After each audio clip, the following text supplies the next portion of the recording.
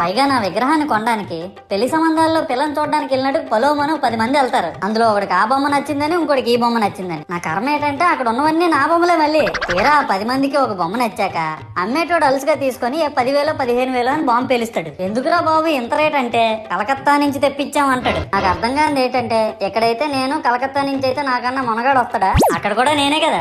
ఇలా నన్ను బజార్లో పెట్టి బేరం ఆడి నా మొహానికి ముసుగేసి వ్యాన్ ఎక్కిస్తారు. ఆ వ్యాన్ డ్రైవర్ గాడు నేను ఉన్నానని కూడా చూడకుండా ఏదో ఆలోచించుకుంటూ డ్రైవ్ చేస్తా గతకల్లో గబ్బి గుబ్బి అని తించేసి నా కాల్లో చెయ్యి ఎరగొట్టేస్తాడు. ఈ విషయం చందాలు ఇచ్చిన చిన్నోళ్ళకి తెలిస్తే మళ్ళీ ఇరిగిపోయిన బొమ్మ పెట్టకూడదని ఏ బొమ్మ రాసి కవర్ చేసేస్తారు. సరేలే జరిగిందేదో జరిగింది, నా భక్తులే కదా కూల్ బ్రో అని చిల్లయ్యే లోపు నన్ను పందిర్లో పెట్టి ముసుగు తీసి నాకన్నా పొడుగున్నే సౌండ్ బాక్సులు 2 నా చెవులు పక్కన పెట్టి డీజే గణేష్ బ్రో అని చెప్పి నా పాటలను కూనీ చేస్తారు. సరేలే పిల్లలు కదా ఇప్పుడు కాకపోతే ఎప్పుడు ఎంజాయ్ చేస్తారు, కాసేపట్లో పూజ స్టార్ట్ చేస్తారని వెయిట్ చేస్తా ఉంటే ఆ 5 రూపాయల వ్రతకల్పన బుక్ చూస్తే అది ఎక్కడ